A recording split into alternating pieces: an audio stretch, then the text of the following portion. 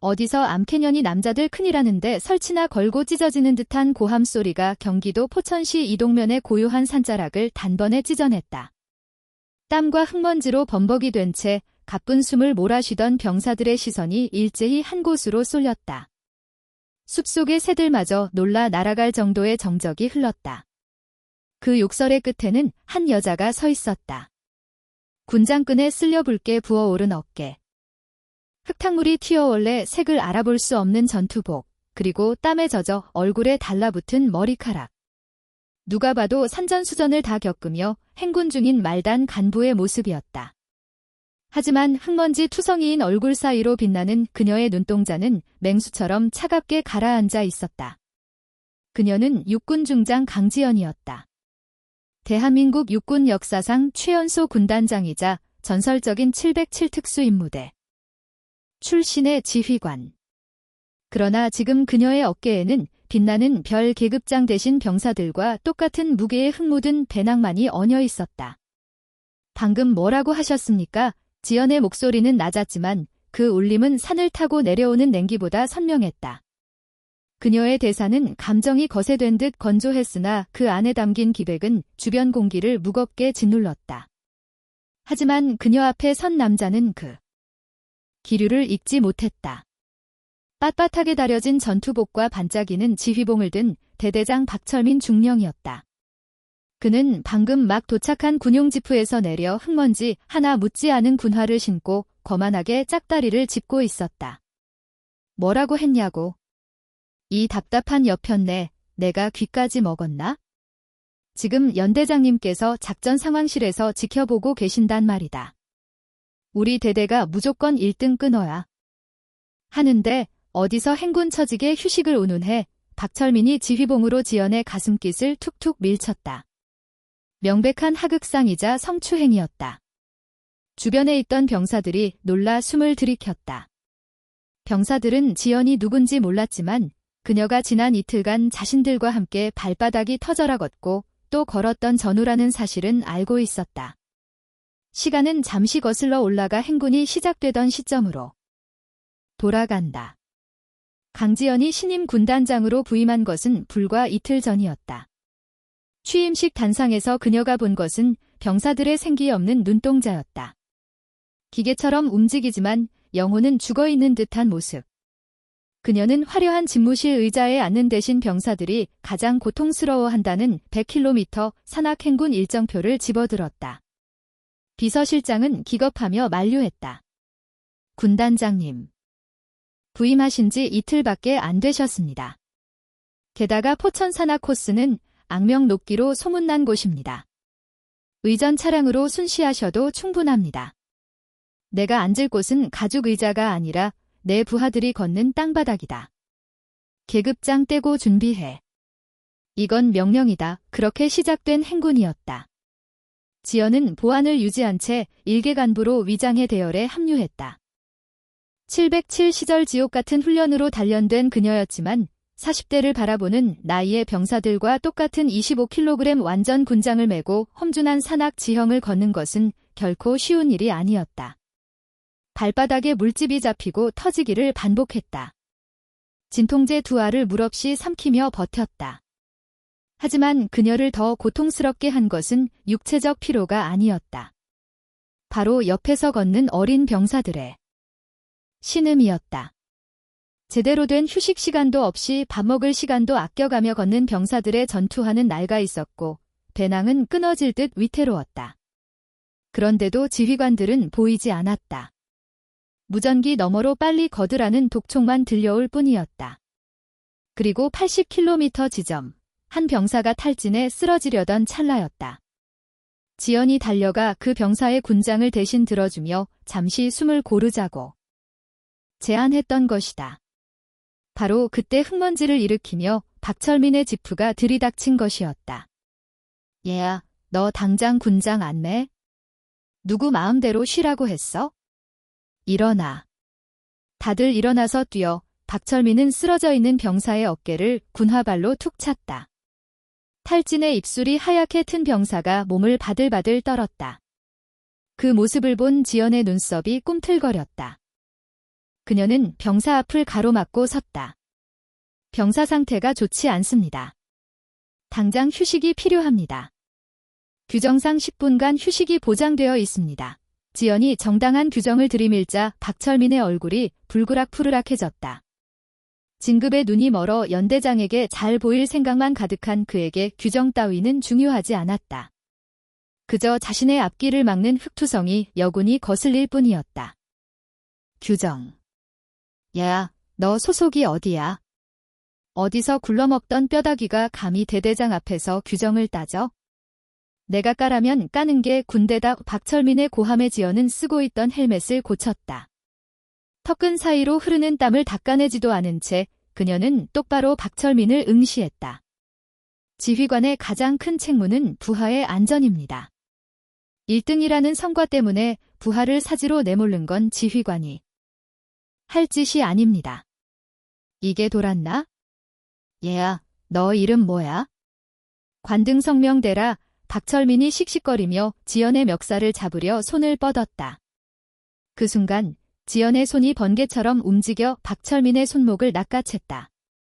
707 특수임무대 시절 수없이 많은 실전과 훈련으로 다져진 반사 신경이었다. 박철민이 비명에 가까운 소리를 내며 손목을 부여잡고 뒤로 물러났다. 예상치 못한 악력과 기세였다. 흑투성이 여자의 눈빛이 순간적으로 살기를 띠며 번뜩였다. 그건 단순한 하급자의 반항이 아니었다. 수많은 사선을 넘어온 자만이 가질 수 있는 압도적인 살기였다. 손버릇이 나쁘군. 군복 입은 자가 부끄러운 줄 알아야지. 너 지금 상관 폭행이야. 영창 보내버릴 거야? 헌병 불러. 당장 면 끌어내. 박철민이 악에 받쳐 소리쳤지만 주위의 병사들은 누구 하나 움직이지 않았다.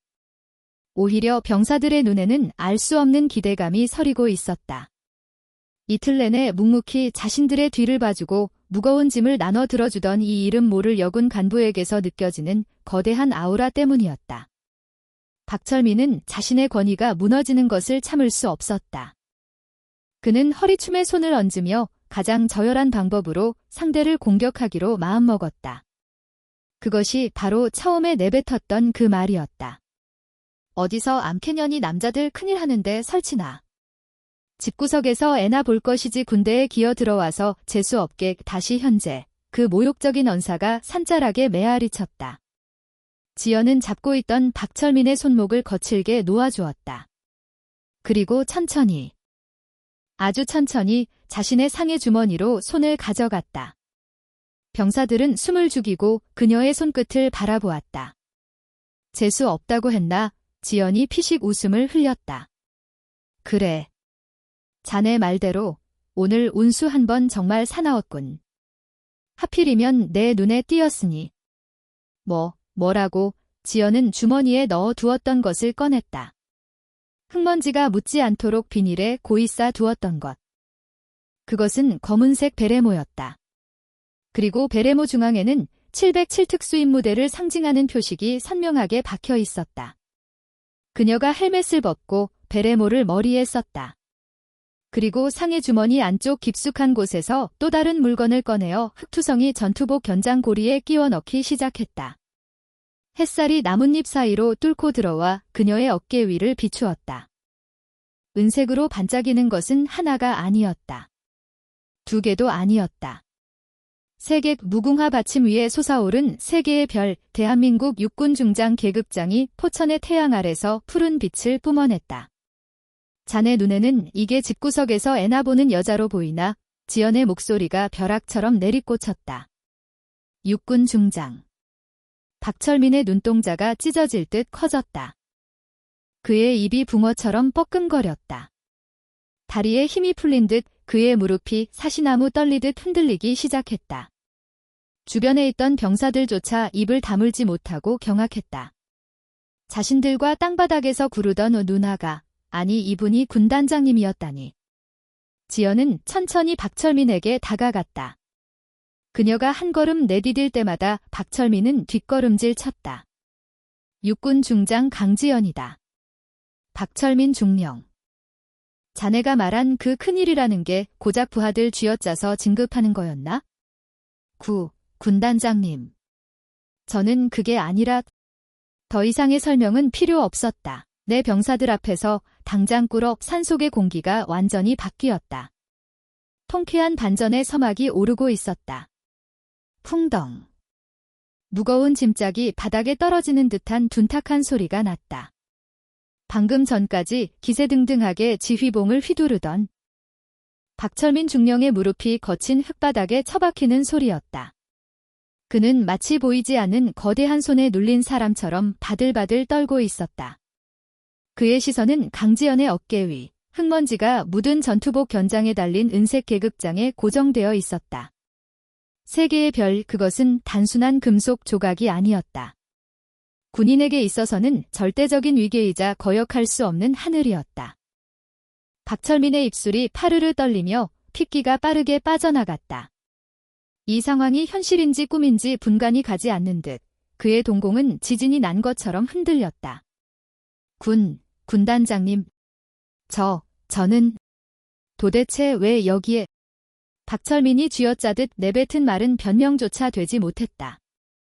그의 머릿속은 하얗게 타버린 제설기처럼 공백 상태였다. 자신이 무슨 말을 했는지, 누구에게 욕을 퍼붓고 성희롱을 했는지 뒤늦게 뇌리를 스치고 지나갔다. 등줄기를 타고 식은땀이 비오듯 쏟아져 내렸다. 지연은 그를 내려다보며 차갑게 식은 눈빛을 거두지 않았다. 그녀는 천천히, 아주 천천히 박철민의 앞으로 걸어갔다. 군화가 흙을 밟는 소리가 박철민의 심장을 조여왔다. 자네 눈에는 내가 여기에 있으면 안 될 사람으로 보이나? 지연의 목소리는 높지 않았다. 하지만 그 낮고 단단한 음성은 주변의 공기를 얼어붙게 만들었다. 박철민은 고개를 세차게 저으며 땅바닥에 머리를 조아렸다. 아닙니다. 절대 아닙니다. 죽을 죄를 지었습니다. 저는 군단장님이신 줄 꿈에도 모르고 그저 행군 대열이 처지기에 독려하려던 차에. 동료, 지연이 코웃음을 쳤다. 그녀는 고개를 돌려 방금 전까지 박철민에게 군화발로 걷어차일 뻔했던 병사를 바라보았다. 탈진에 쓰러져 있던 일병은 동기들의 부축을 받아 겨우 몸을 일으키고 있었다. 그 병사의 눈에도 믿기지 않는다는 경악과 두려움, 그리고 일말의 희망이 뒤섞여 있었다. 지연은 다시 박철민에게 시선을 꽂았다. 쓰러져가는 병사를 군화발로 차고 욕설을 퍼붓는 게 자네 부대의 동료 방식인가? 자네는 방금 내 병사를 개 돼지 취급했어. 그리고 나에게는 입에 담지 못할 모욕을 주었지? 면목 없습니다. 한 번만 용서해 주십시오. 연대장님께서 이번 훈련 성과를 너무 강조하셔서 저도 모르게 마음이 급했습니다. 박철민은 끝까지 자신의 잘못을 상급자의 지시 탓으로 돌리려 했다. 그 비겁한 태도가 지연의 영리를 건드렸다. 707 특수임무대 시절 그녀가 가장 경멸했던 것이 바로 부하를 방패 삼는 지휘관이었다. 입 닥쳐 지연의 일갈에 박철민이 헛되게 숨을 들이켰다. 핑계 대지 마라. 연대장이 시켰다고? 연대장이 부하를 걷어차라고 시켰나? 연대장이 여군에게 성희롱을 하라고 지시했나? 그건 자네의 저열한 인성에서 나온 행동이다. 지휘관은 부하들이 쉴 수 있는 그늘이 되어야 하고 날아오는 화살을 막아주는 방패가 되어야 한다. 그런데 자네는 부하들의 등 뒤에서 채찍질이나 하는 막 나가는 짓을 했어. 이지연은 허리춤에 손을 올리며 주변을 둘러싼 병사들을 향해 고개를 돌렸다. 수백 개의 눈동자가 그녀를 향해 있었다. 모두 잘 들어라. 그녀의 목소리가 당당하게 울려 퍼졌다. 나는 오늘부로 이 작전 지역의 지휘권을 직접 행사한다. 그리고 지금 이 순간부로 육군 중령 박철민을 대대장 보직에서 해임한다. 박철민의 눈이 뒤집힐 듯 커졌다. 보직 해임. 그것은 군인으로서의 사형 선고나 다름없었다. 군단장님. 제발 한 번만 기회를 주십시오. 제군 생활 20년이. 박철민이 울며 불며 지연의 바지단을 잡으려 했다. 하지만 지연은 그 손을 매몰차게 뿌리쳤다. 자네 20년 군 생활이 아까운가? 저 병사들은 귀한 집 자식들이다. 누군가의 아들이고 누군가의 형제야.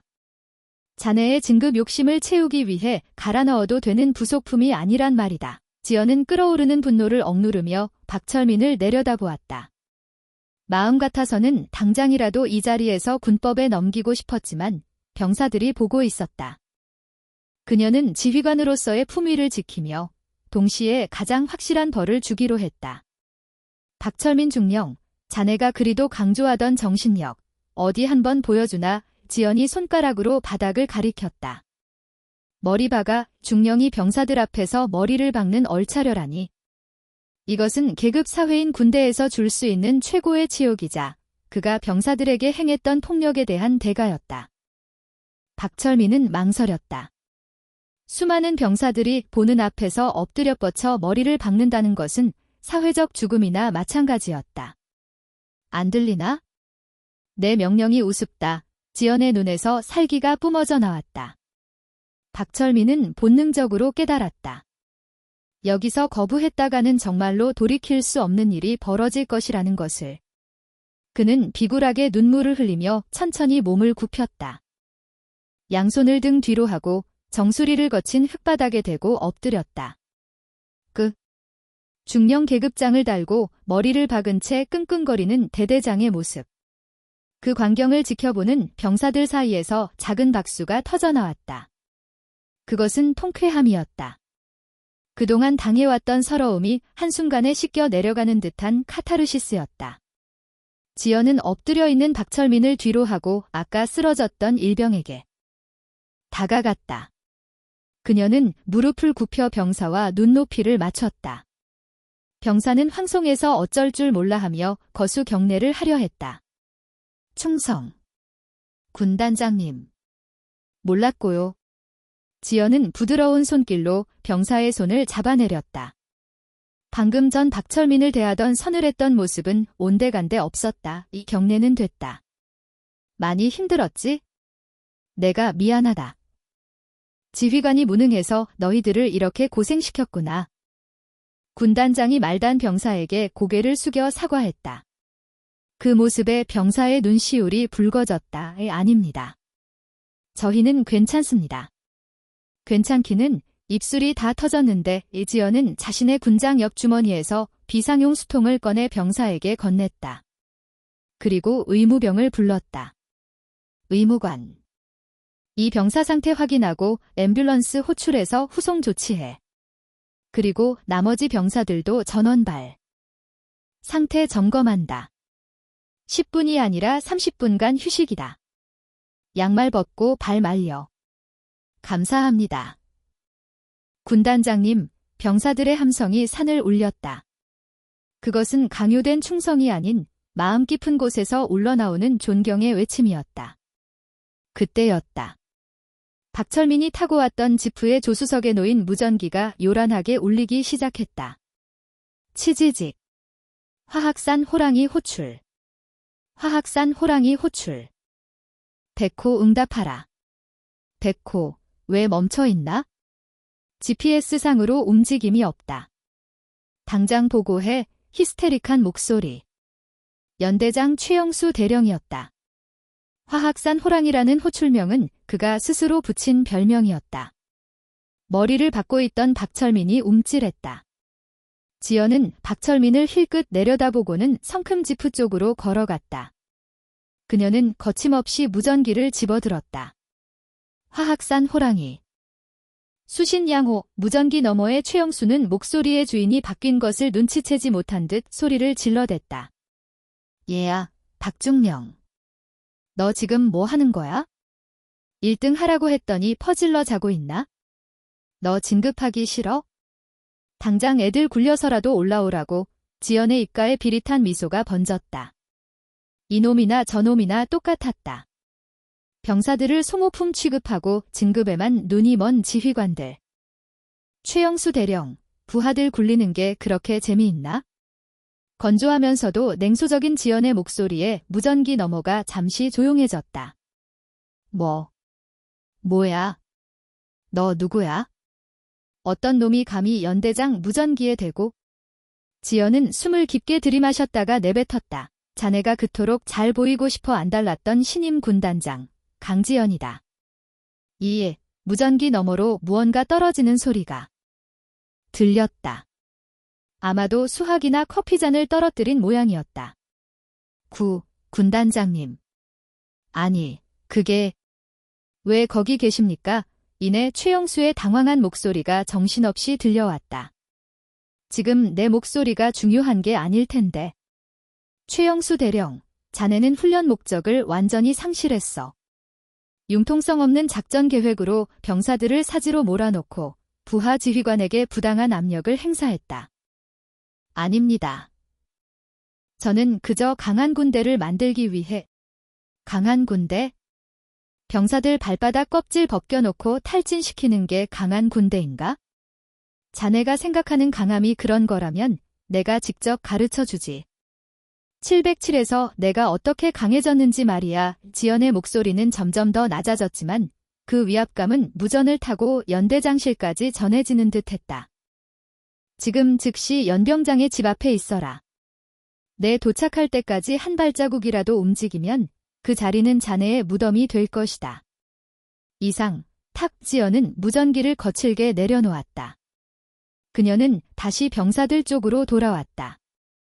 병사들은 이제 그녀를 경외심 가득한 눈빛으로 바라보고 있었다.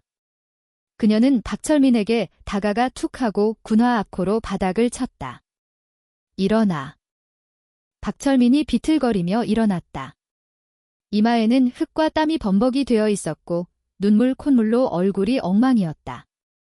자네는 여기서 대기하다가 헌병대가 오면 인계받아라.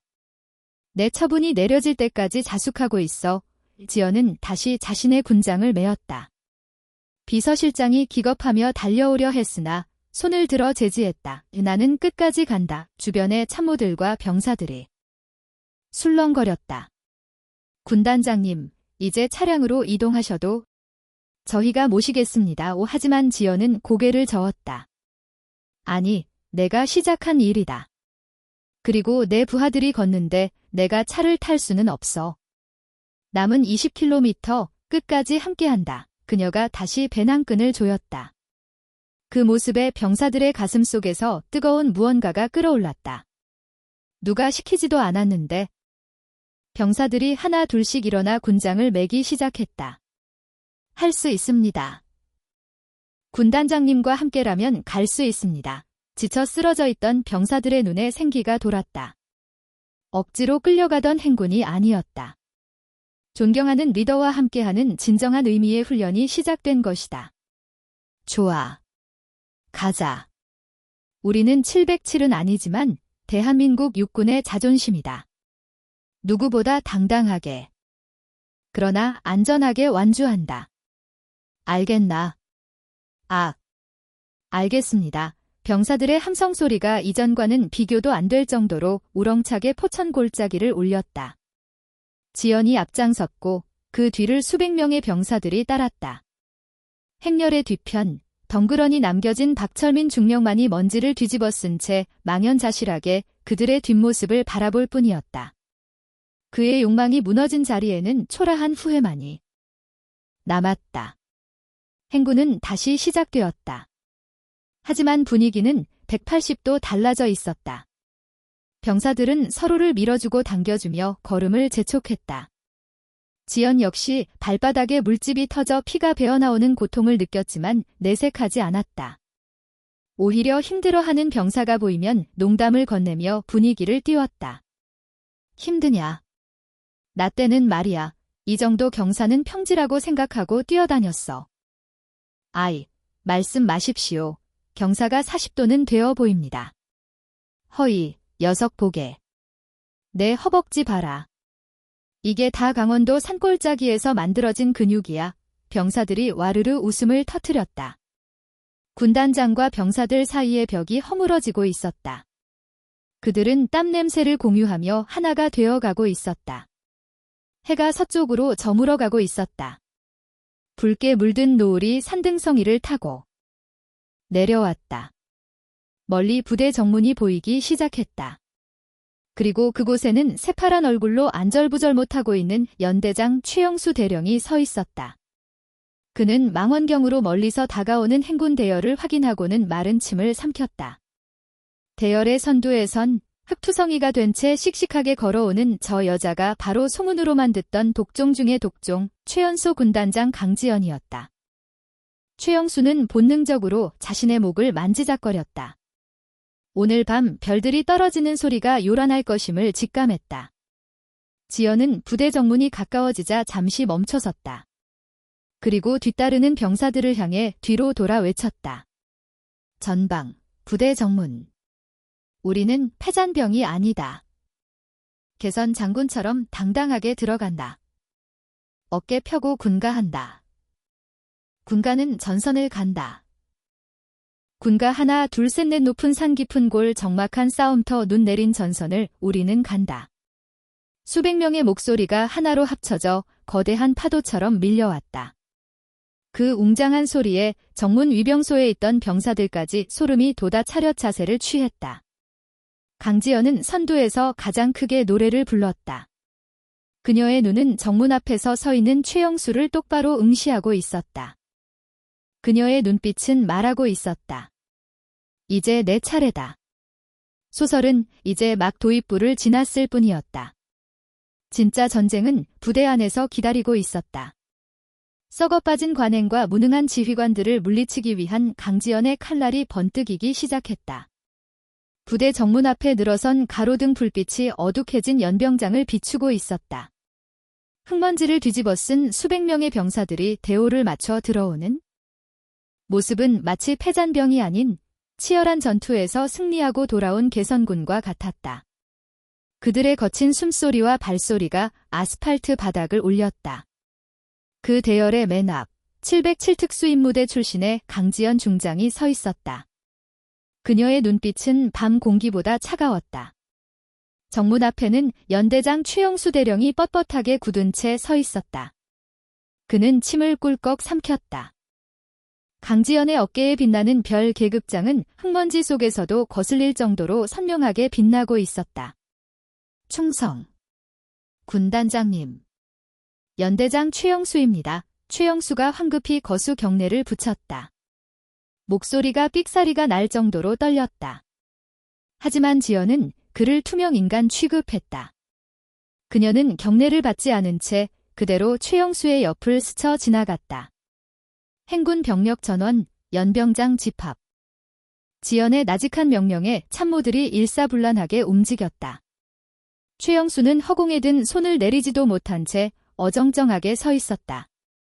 그의 등 뒤로 식은땀이 줄줄 흘러내렸다. 무시당했다는 모욕감보다는 곧 닥쳐올 태풍에 대한 공포가 그를 압도했다. 병사들이 연병장에 정렬했다. 지연은 단상 위로 올라가지 않았다. 대신 병사들의 맨 앞줄. 그들과 눈높이를 같이 하는 곳에 섰다. 모두 고생했다. 너희들이 보여준 투지는 내가 군 생활을 하며 본 그 어떤 부대보다 훌륭했다. 병사들의 눈이 초롱초롱하게 빛났다. 하지만 오늘의 영광 뒤에는 부끄러운 얼룩이 묻어있다. 나는 그 얼룩을 지우기 전까지는 군복을 벗지 않을 것이다. 전 병력, 생활관으로 복구하여 씻고 휴식을 취한다. 식사는 특식으로 준비시켰으니 배불리 먹도록. 회신. 충성. 감사합니다. 병사들이 환호성을 지르며 흩어졌다. 연병장에는 이제 강지연과 그녀의 수행원들, 그리고 덩그러니 남겨진 최영수 대령과 연대 참모들만이 남았다. 지연은 천천히 몸을 돌려 최영수를 바라보았다. 최영수 대령. 군단장님. 자네 사무실로 가지? 아, 알겠습니다. 모시겠습니다. 최영수는 허둥지둥 앞장섰다. 연대장실로 향하는 복도는 적막했다.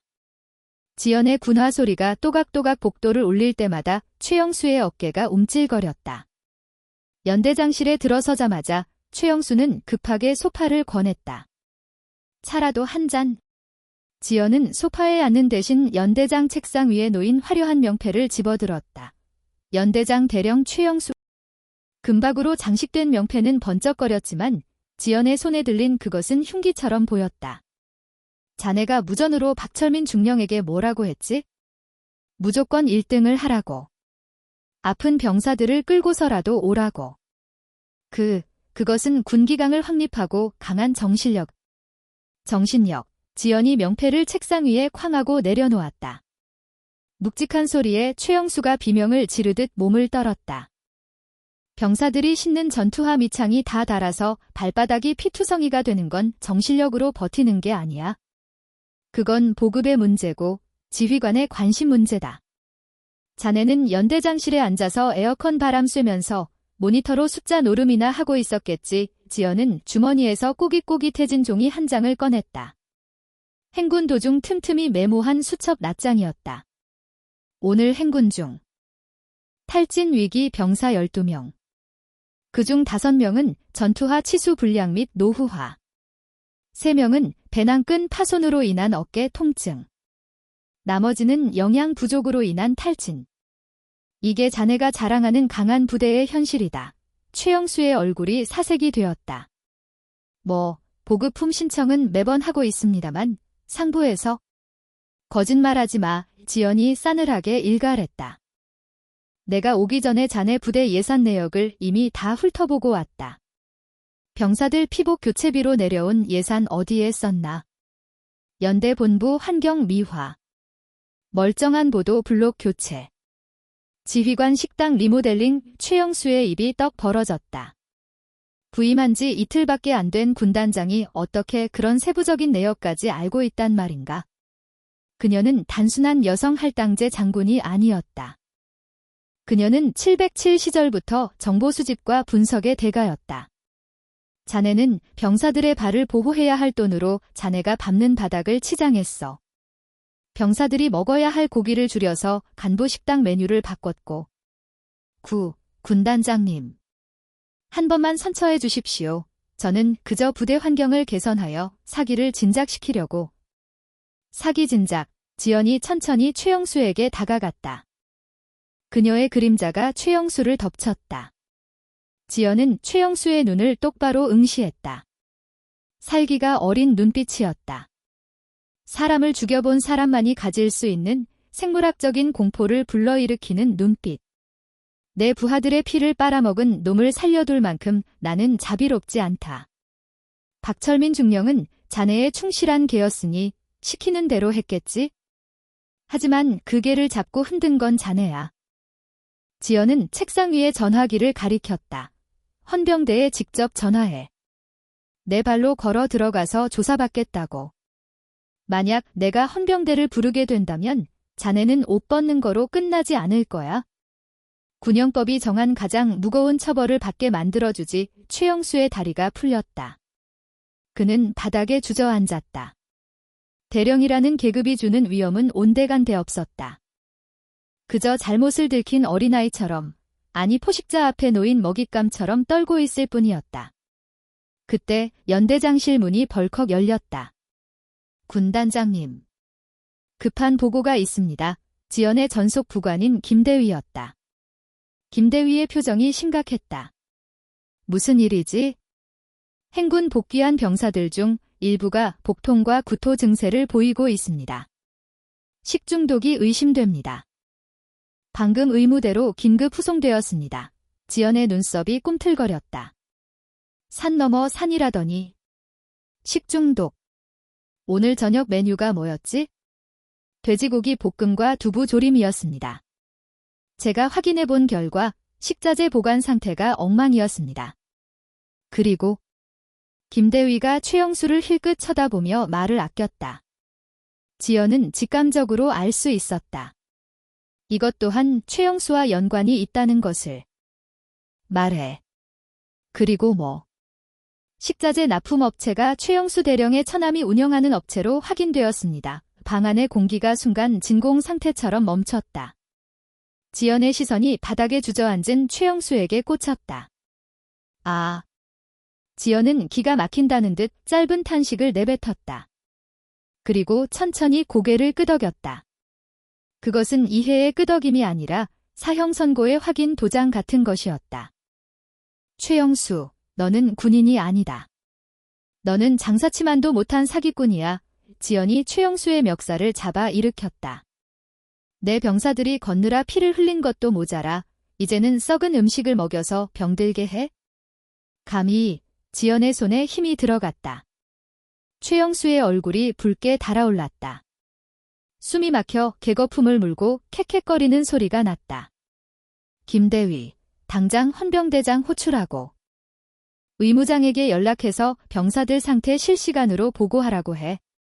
그리고 감찰부 인력 전원 소집시켜. 이 연대 쥐새끼 한 마리까지 털어서 먼지 하나 안 나올 때까지 뒤진다. 알겠습니다. 김대위가 뛰어나갔다. 지연은 최영수를 바닥에 내동댕이 쳤다. 내 처남이라는 작자도 당장 불러들여. 내 눈앞에서 그 썩은 돼지고기를 다 처먹게 만들어줄 테니까. 지연은 식었으며 연대장실을 나섰다.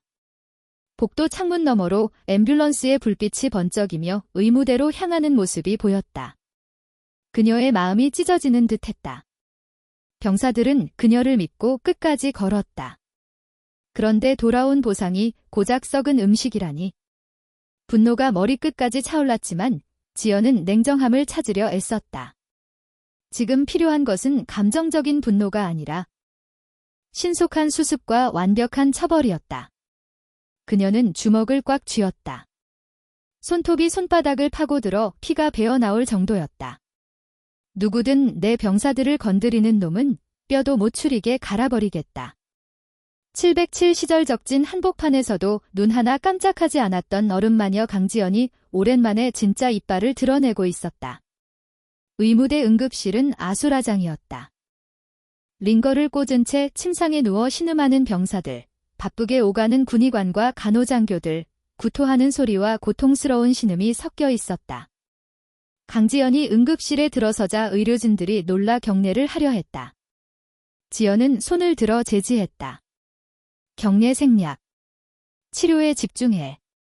상태는 어떤가? 의무장이 다급하게 다가와 보고했다. 다행히 위중한 환자는 없습니다.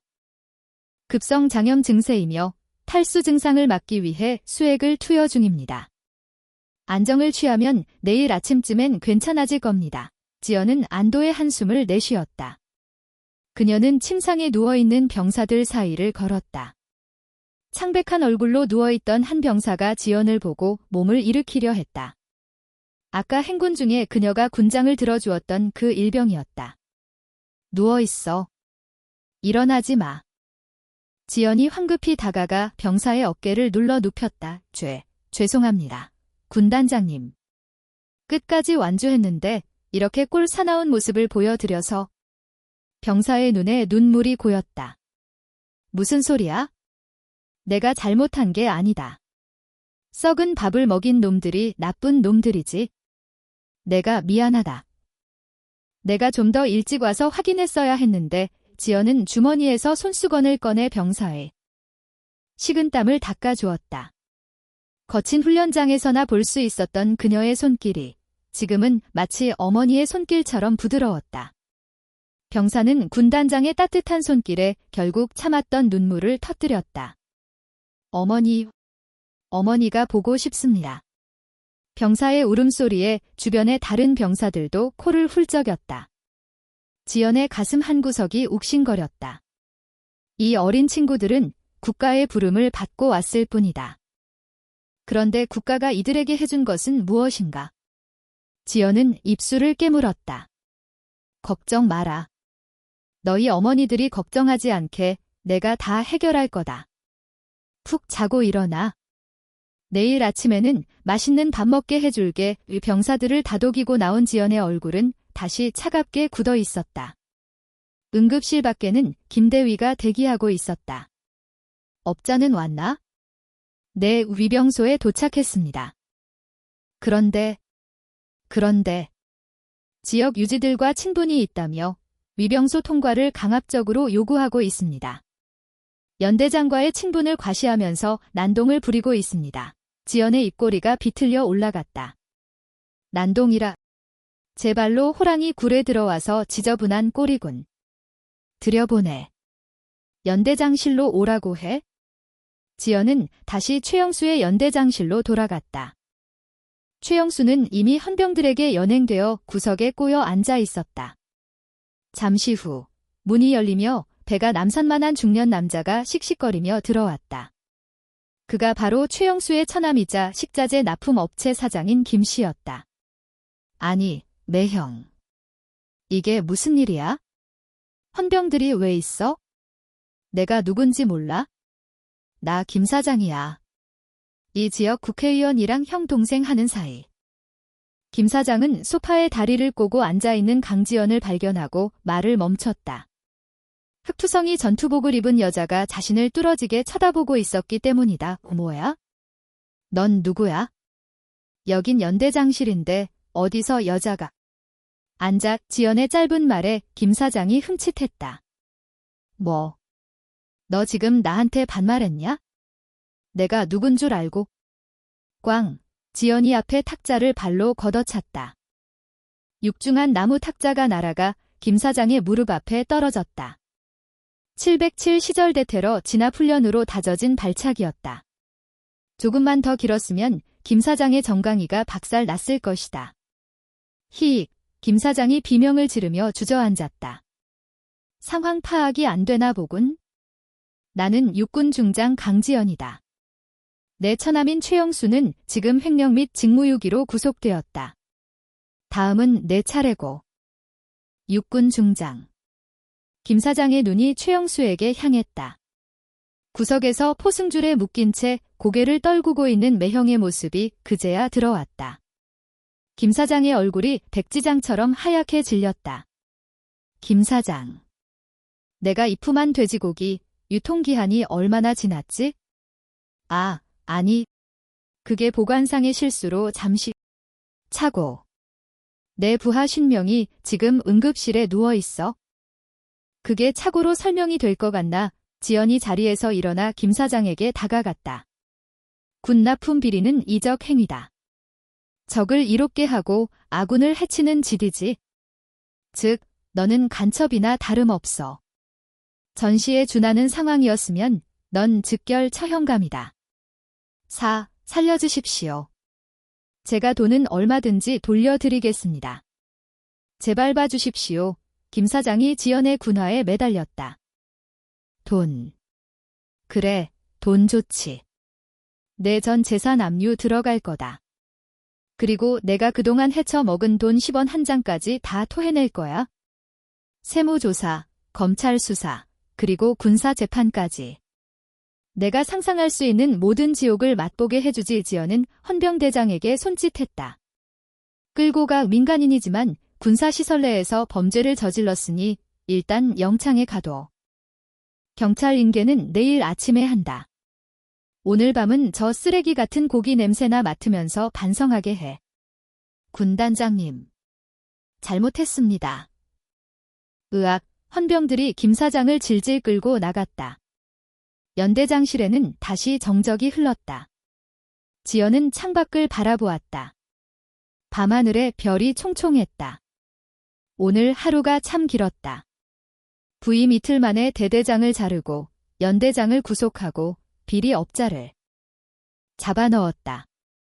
하지만 피곤하지 않았다. 오히려 정신이 맑아졌다. 똑똑. 김대위가 조심스럽게 들어왔다. 군단장님, 식사가 준비되었습니다. 늦었지만 드셔야. 아니, 병사들이 굶고 있는데 나 혼자 먹을 순 없다. 시장에 가서 라면이나 좀 끓여오라고 해. 대용량으로. 오늘 밤은 응급실 당직실에서 병사들과 같이 있겠다. 하지만 이건 명령이 아니다. 부탁이다. 나도 배가 고프고 내 새끼들도 배가 고파. 같이 먹자. 김대위는 잠시 멍하니 지연을 바라보다가 힘차게 경례했다. 알겠습니다. 제가 세상에서 제일 맛있는 라면을 끓여오겠습니다. 잠시 후 의무대 휴게실. 커다란 솥뚜껑에 라면이 보글보글 끓고 있었다. 상태가 호전된 병사들이 하나 둘씩 모여들었다. 지연은 소매를 걷어붙이고 직접 국자를 들었다. 자, 많이들 먹어라. 김치는 내가 찢어줄 테니까. 군단장님, 진짜 드셔도 됩니까? 에이, 군단장님이 이런 싸구려 라면을. 병사들이 충충거렸다. 이 녀석들아, 나 707 있을 때는 라면도 씹어 먹었어. 국물 식기 전에 얼른 떠가. 이지연이 웃으며 병사의 식판에 라면을 듬뿍 퍼주었다. 병사들은 후루룩 소리를 내며 라면을 먹기 시작했다. 그 따뜻한 국물이 지친 몸과 마음을 녹여주었다. 지연도 한 젓가락 입에 넣었다. 맵고 짠맛. 하지만 그 어떤 고급 요리보다 맛있었다. 병사들의 얼굴에 다시 혈색이 도는 것을 보며 지연은 비로소 오늘 하루의 고단함이 씻겨 내려가는 것을 느꼈다. 하지만 그녀는 알고 있었다. 이것은 시작에 불과하다는 것을. 이 부대의 썩은 뿌리는 생각보다 깊고 넓게 퍼져 있을지 모른다. 라면을 먹던 중 지연의 휴대전화가 진동했다.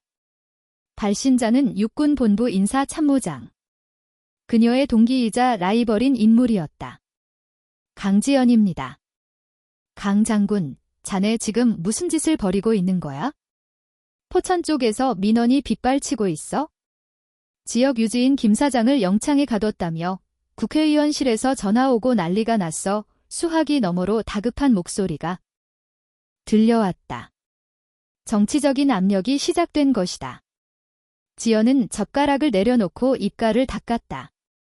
그녀의 눈빛이 다시 차갑게 빛났다. 민원. 난동 부리는 잡상인 하나 치웠을 뿐이야. 그리고 국회의원. 누구든 전화하라고 해. 내가 직접 받을 테니까. 이봐, 강 장군. 적당히 해, 자네. 그러다 옷 벗을 수가 있어? 옷 벗을 각오 안 하고 여기 온 줄 알아? 내 병사들 건드리는 놈은 대통령 할아버지가 와도 안 봐줘. 끊어. 이뚝. 이지연은 전화를 끊어버렸다. 주변의 병사들이 놀란 눈으로 그녀를 쳐다보고 있었다. 통화 내용을 얼핏 들은 모양이었다. 지연은 아무렇지 않게 다시 젓가락을 들었다. 뭐해? 라면 불어. 어서 먹어. 내일은 할 일이 많아. 그녀의 덤덤한 말에 병사들은 서로를 마주보며 미소 지었다. 든든했다. 자신들의 뒤에, 아니 앞에는 태산 같은 군단장이 버티고 있었다.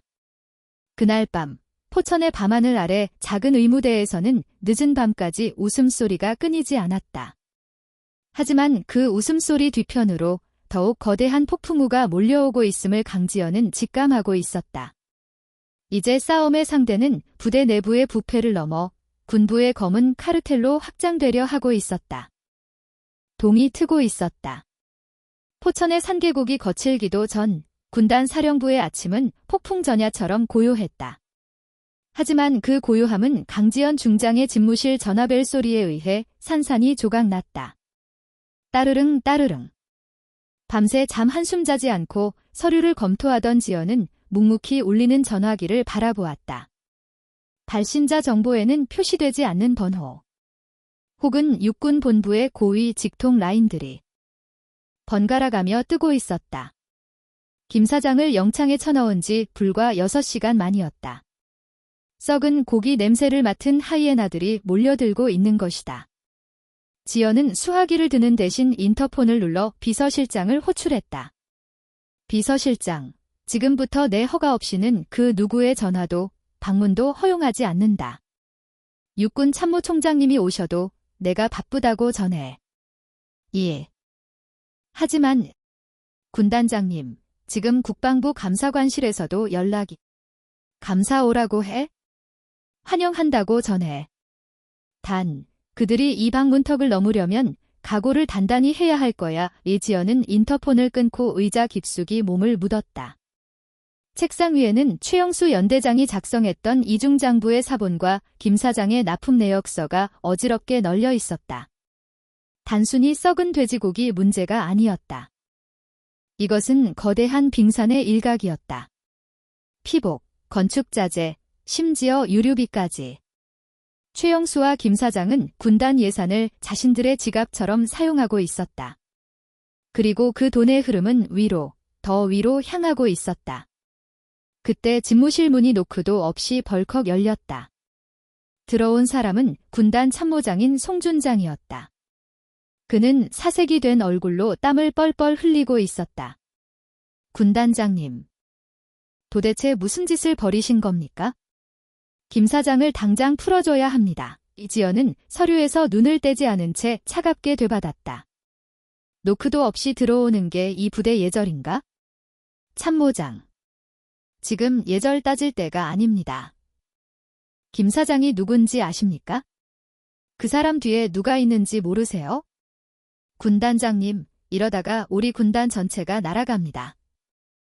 송준장은 다급하게 책상 앞으로 다가와 지연이 보고 있던 서류를 빼앗으려 했다. 그 순간 지연의 손이 송준장의 손목을 낚아챘다. 707 시절 대테러 진압을 위해 수천 번 반복했던 관절 제압술이었다. 의학, 송준장이 비명을 지르며 무릎을 꿇었다. 지연은 자리에서 천천히 일어나 그를 내려다보았다. 내 서류에 손대지 마라. 손목뼈가 부러지는 수가 있어. 지연은 잡고 있던 손목을 거칠게 놓아주었다. 송준장은 붉어진 손목을 부여잡고 뒤로 물러났다. 그의 눈에 두려움과 분노가 서렸다. 군단장님, 이러시면 곤란합니다. 좋은 게 좋은 거 아니겠습니까? 이번 일은 김 사장에게 경고 정도만 하고 최영수 연대장은 징계 조치시키는 선에서 마무리하시죠. 제가 윗선은 잘 무마해 보겠습니다. 송준장의 입에서 나온 말은 악마의 유혹이었다. 적당히 덮고 넘어가면 자신도 편하고 부대도 조용해질 것이다. 하지만 지연의 뇌리에는 어제 저녁 썩은 고기를 먹고 고통스러워하던 병사들의 얼굴이 스쳐 지나갔다. 좋은 게 좋은 거라. 그 좋다는 것의 기준이 뭐지? 자네들 주머니가 두둑해지는 거? 아니면 진급에 문제 안 생기는 거? 지연이 책상 위에 장부를 들어 송준장의 얼굴 앞에 들이밀었다. 이 장부, 자네 결제 도장이 찍혀 있군. 시설 보수 공사비 5억 원, 실제로 공사가 진행된 적은 없고 서류상으로만 존재하는 유령 공사. 이 돈 어디로 갔나? 송준장의 눈동자가 심하게 흔들렸다. 그건 관행이었습니다. 전임 군단장 때부터 해오던 관행. 도둑질을 관행이라고 부르는 건 조폭들이나 하는 짓이야. 자네는 군복 입은 깡패인가? 지연은 재킷을 걸쳐 입으며 전투모를 썼다. 비켜. 내 눈으로 직접 확인해야겠어? 어디를 가시려는 겁니까? 김 사장의 창고. 그놈이 납품한다는 최고급 식자재가 도대체 어떻게 생겨 먹었는지 내 눈으로 똑똑히 봐야겠다. 지연은 참모장을 밀치고 집무실을 나섰다. 복도에는 이미 소문을 듣고 달려온 참모들이 우왕좌왕하고 있었다. 지연은 그들을 무시하고 곧장 지프에 올랐다. 출발해. 포천 외곽, 김 사장의 물류 창고로 운전병이 떨리는 목소리로 대답하고 시동을 걸었다. 지프가 위병소를 빠져나가자마자 뒤따라 검은 세단 2대가 지연의 차를 미행하기 시작했다. 100m 뒤 그 모습을 확인한 지연의 입가에 서늘한 미소가 번졌다. 쥐새끼들이 꼬리를 물었군. 따돌리지 말고 그냥 가게 둬. 호랑이 굴이 어딘지 안내해 줄 테니. 포천의 외진 국도변, 낡은 컨테이너들이 쌓여있는 공터에 지프가 멈춰섰다. 간판도 없는 허름한 창고였다. 서류상으로는 최첨단 냉동 설비를 갖춘 대형 물류센터라고 되어 있었지만 현실은 쓰레기장이나 다름없었다. 지연이 차에서 내리자 창고 앞을 지키고 있던 건장한 사내들이 앞을 가로막았다. 험상궂은 인상에 그들은 군인이 아닌 용역 깡패들이었다. 여긴 사유지입니다. 볼 일 없으면 꺼지시오. 우두머리로 보이는 사내가 껌을 씹으며 말했다. 지연은 그를 쳐다보지도 않고 창고 문을 가리켰다. 열어. 이 아줌마가 미쳤나? 여기가 어디라고 명령질이야. 사내가 지연의 어깨를 밀치려 손을 뻗었다. 그 순간이었다. 퍽. 지연의 주먹이 보이지 않는 속도로 사내의 명치를 가격했다. 사내는 억소리도 내지 못하고 그대로 고꾸라졌다. 숨이 턱 막혀 바닥을 뒹구는 사내를 보며 나머지 깡패들이 주춤거렸다. 나는 대한민국 육군 중장이다. 작전 지역 내에서 지휘관의 명령을 거부하고 위협을 가하는 행위는 즉결 처분 대상이다. 더 맞고 싶으면 덤벼. 지연의 기세에 눌린 깡패들이 슬금슬금 뒷걸음질 쳤다. 지연은 쓰러진 사내의 허리춤에서 열쇠 꾸러미를 빼내 창고 문을 열었다. 끼익 녹슨 철문이 열리자 역한 냄새가 코를 찔렀다. 곰팡이 냄새와 썩은 음식물 쓰레기 냄새가 진동했다. 지연은 손수건으로 코를 막고 안으로 들어갔다. 창고 안은 가관이었다. 냉동시설은 고장난 지 오래되어 보였고 바닥에는 쥐들이 돌아다니고 있었다. 유통기한이 몇 년은 지난 통조림 박스들이 산더미처럼 쌓여 있었고 최고급 한우라는 라벨이 붙은 박스 안에는 정체를 알 수 없는 잡고기들이 녹아 핏물을 흘리고 있었다. 이걸 내 병사들에게 먹였다고 지연의 주먹이 부들부들 떨렸다. 이것은 단순한 비리가 아니었다. 살인 미수였다. 국가를 믿고 자식을 보낸 부모들의 대한 배신이자 청춘을 바쳐 나라를 지키는 군인들에 대한 모독이었다. 지연은 휴대전화를 꺼내 현장을 낱낱이 촬영했다. 그리고 구석에 놓인 낡은 금고를 발견했다. 느낌이 왔다. 저 안에 진짜 장부가 있을 것이다. 지연이 금고로 다가가는 순간 창고 밖에서 급제동하는 소리가 들렸다. 아까 미행하던 검은 세단들이었다. 차에서 내린 것은 양복을 입은 사내들과 놀랍게도 헌병대 완장을 찬 군인들이었다. 하지만 그들은 군단 소속 헌병이 아니었다. 상급부대 군사령부 헌병들이었다. 강지연 중장님 되십니까? 헌병 장교가 경례도 없이 딱딱하게 물었다. 그렇다만 군사령부 감찰부에서 나왔습니다. 강지연 중장님을 직권 남용 및 민간인 불법 감금 혐의로 조사하라는 명령을 받았습니다. 동행해 주셔야겠습니다. 지연은 금고 앞에 멈춰섰다. 올 것이 왔다. 그들은 증거를 인멸하고 자신을 제거하기 위해 예상보다 빨리 움직였다. 조사라. 타이밍이 기가 막히군. 내가 이 쓰레기장을 발견하자마자 나타나다니. 긴 말씀 필요 없습니다. 헌병들이 지연을 포위했다. 깡패들도 낄낄거리며 그 뒤에 섰다. 사면초가였다. 하지만 지연은 당황하지 않았다. 그녀는 주머니에서 무전기를 꺼냈다. 상황실, 들리나? 치지직. 군단장님. 작전처장입니다. 지금 즉시 포천 물류 창고 좌표로 기동타격대 출동시켜. 헬기 2대 띄운다. 무장 병력 30명. 실탄 지급한다. 헌병장교의 얼굴이 하얗게 질렸다. 군단장님. 지금 뭐 하시는 겁니까? 저희는 상급 부대 명령을 받고. 상급 부대? 내 관할 구역 안에서 내 허가 없이 작전하는 부대는 없다. 너희가 헌병이든 뭐든 내 눈에는 무장 불법 침입병이나 다름없어. 지연은 금고 위에 털썩 걸터 앉았다. 10분 준다. 내 부하들이 오기 전에 꺼지든가 아니면 나와 함께 여기서 끝장을 보든가. 두두두. 멀리서 헬기 프로펠러 소리가 들려오기 시작했다. 707 출신 군단장의 호출을 받고 군단 최정예 병력이 번개처럼 날아오고 있었다.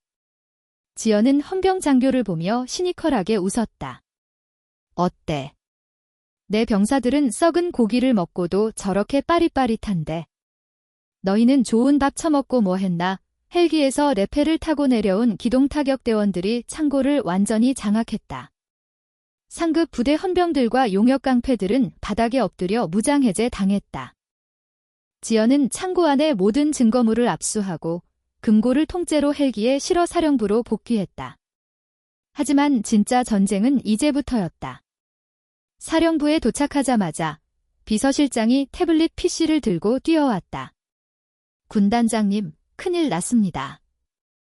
인터넷이 난리 났습니다. 화면에는 자극적인 제목의 기사들이 도배되어 있었다. 충격 단독, 신임 여성 군단장. 취임 이틀 만에 갑질 논란 속보, 민간인 사업가 불법 감금 및 폭행 나는 군단장이다 발언 파문 사설, 군대 내 여권 신장, 이대로 괜찮은가? 무소불위 권력 휘두르는 여장군 교묘하게 편집된 영상도 돌아다니고 있었다. 어제 행군 현장에서 박철민 중령에게 얼차려를 주는 장면만 악의적으로 잘라내어 마치 아무 이유 없이 부하를 괴롭히는 히스테릭한 상관처럼 묘사되어 있었다. 김 사장과 최영수의 뒷배들이 언론 플레이를 시작한 것이다. 댓글창은 차마 눈뜨고 볼 수 없을 정도로 악플이 넘쳐났다. 미친 여자 군대가 장난이냐? 당장 옷 벗겨라. 지연은 태블릿을 내려놓고 창밖을 바라보았다. 연병장에는 병사들이 모여 웅성거리고 있었다. 그들도 뉴스를 본 것이 분명했다. 언론 통제하지 마. 댓글도 막지 마. 냅둬. 하지만 군단장님, 이대로 두면 여론재판 당하십니다. 해명 자료라도. 진실은 말이 많은 법이 아니야? 지금 내가 떠들어봤자 변명으로밖에 안 들려. 지연은 자신의 집무실 의자에 앉아 눈을 감았다. 사방이 적으로 둘러싸인 기분이었다. 믿었던 조직은 썩었고 여론은 등을 돌렸다.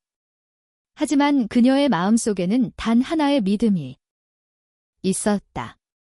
바로 그녀와 함께 100km를 걸었던 그 병사들이었다.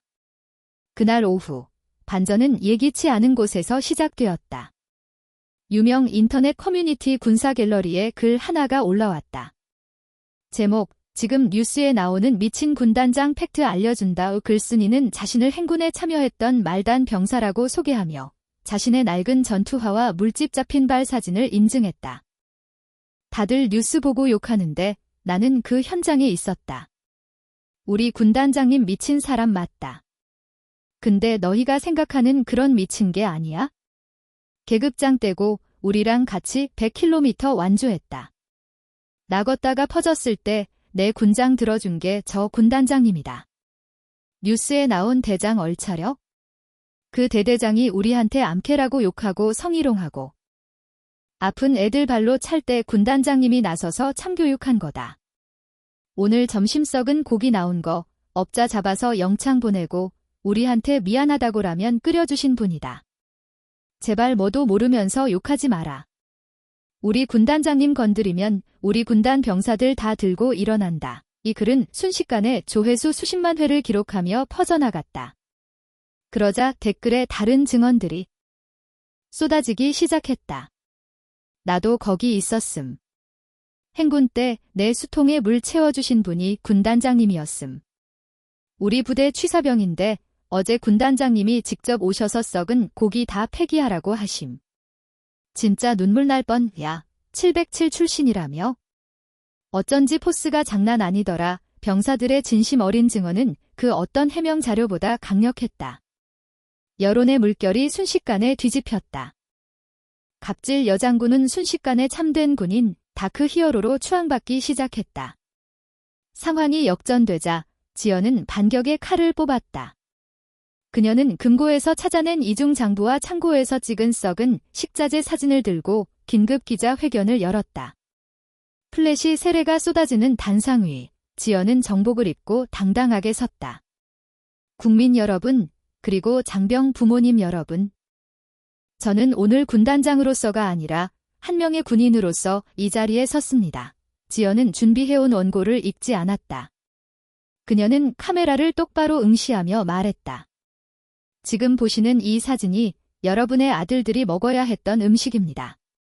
그리고 이 장부가 그 음식값을 가로채 배를 불린 자들의 기록입니다. 지연이 장부를 들어 보이자 장내가 술렁거렸다. 저를 의혹하는 세력에게 경고합니다. 당신들이 숨기려 했던 진실, 제가 다 밝혔습니다.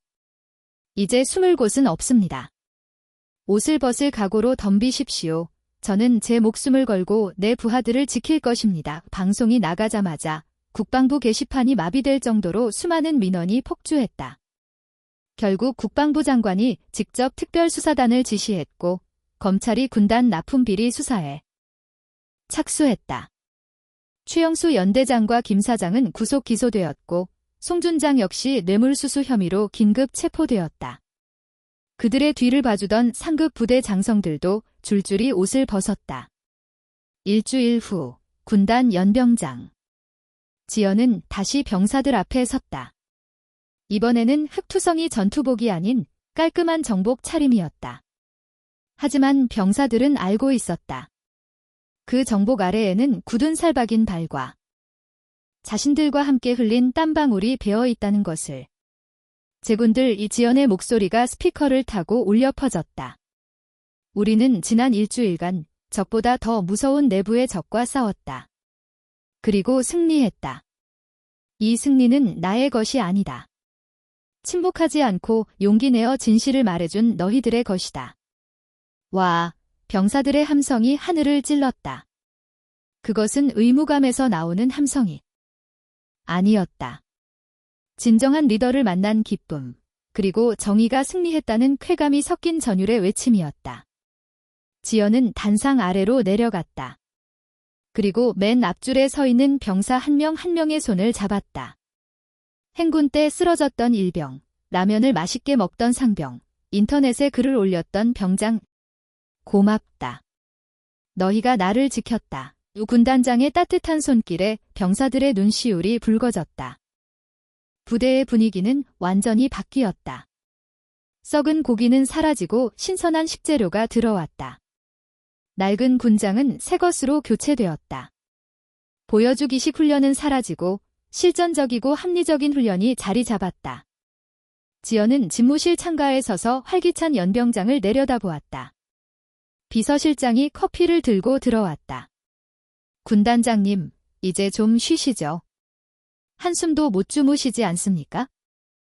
지연은 커피 향을 맡으며 미소 지었다. 아직 쉴 때가 아니야. 이제 겨우 잡초를 뽑았을 뿐이야. 땅을 갈아엎고 씨앗을 뿌려야지. 그녀의 시선은 연병장 너머 먼 곳을 향하고 있었다. 이번 사건으로 그녀는 너무 많은 적을 만들었다. 군 내부의 부패 세력은 잠시 숨을 죽였을 뿐 언제 다시 칼을 겨눌지 모른다. 하지만 지연은 두렵지 않았다. 그녀의 등 뒤에는 수만 명의 든든한 아군이 있었다. 그때 책상 위의 직통 전화가 다시 울렸다. 이번에는 발신 번호가 찍혀 있었다. 청와대 국방비서관실이었다.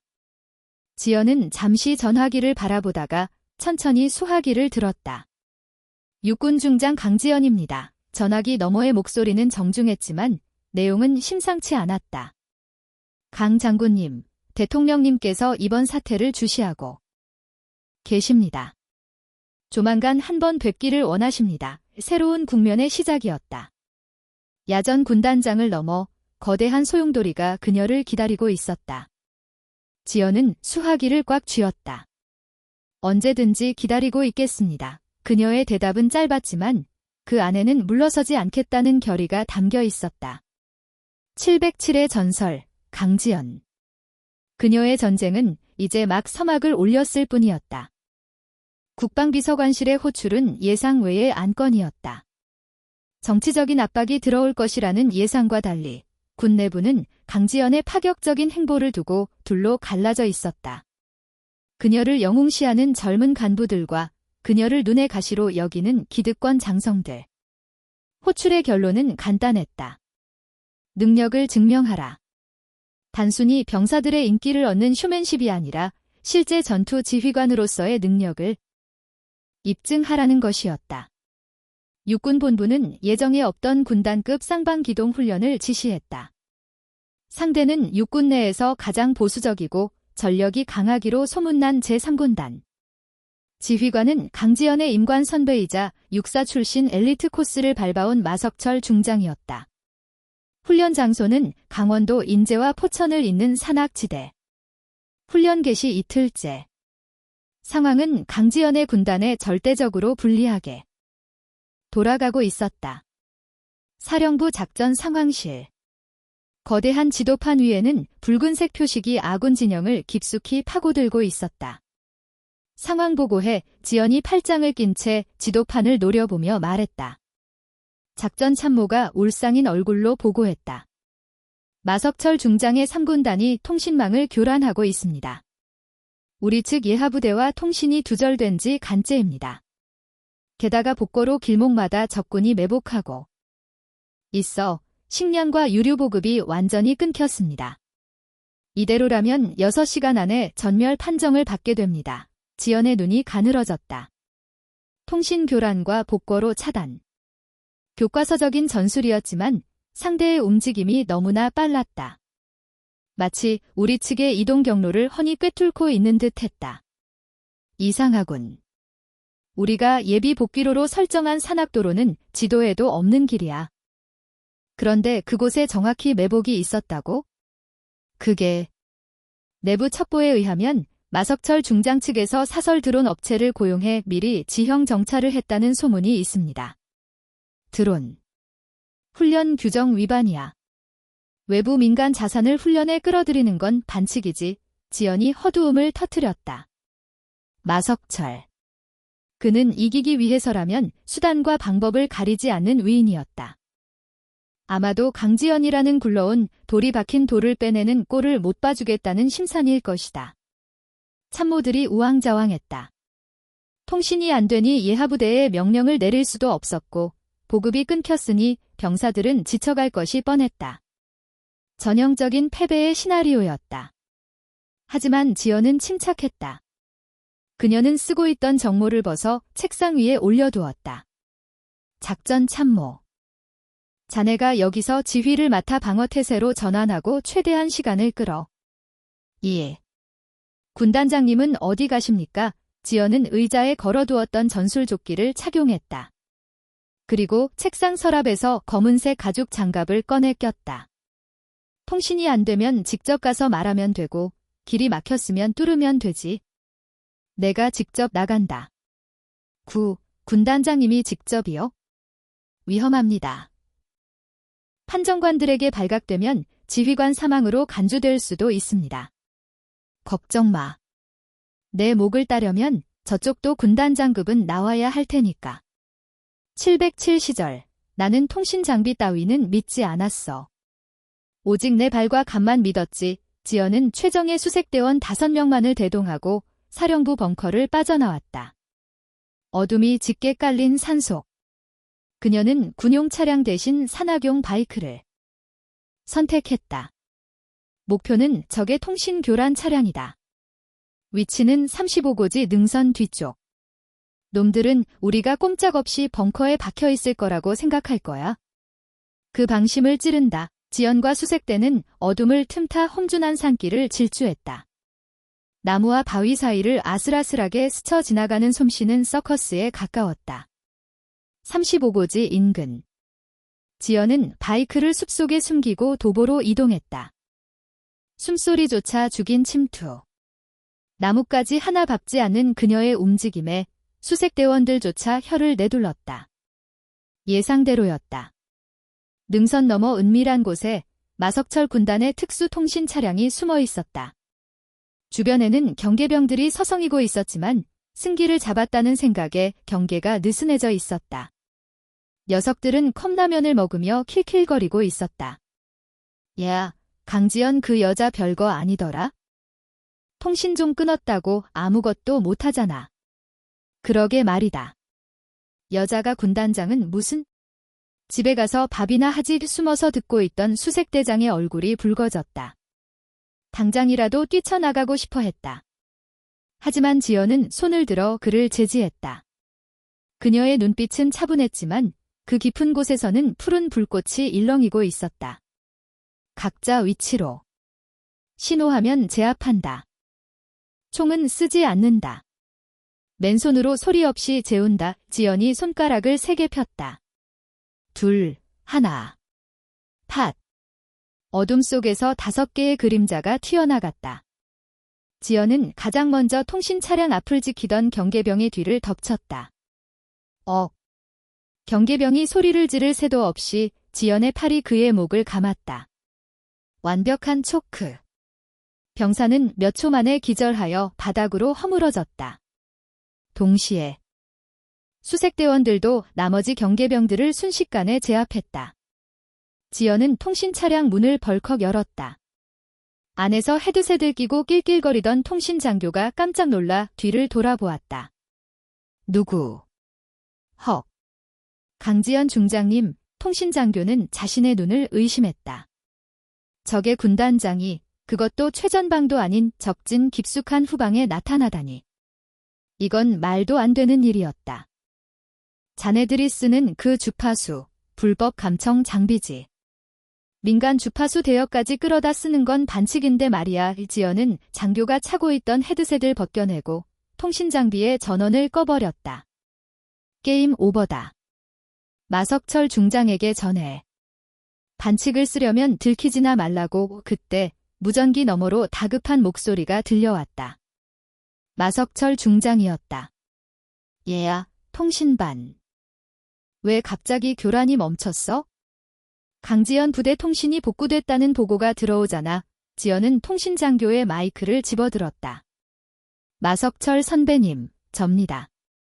강지연 무전기 너머가 잠시 정적에 휩싸였다. 강지연. 내가 왜 거기 있어? 거긴 내 후방인데. 선배님이 제 앞마당에 불법 드론 띄우셨길래 저는 선배님 안방에 직접 마실 나왔습니다. 통신 차량은 제가 접수했습니다. 이제 정정당당하게 붙어보시죠. 이지연은 마이크를 던져버리고 차량을 나섰다.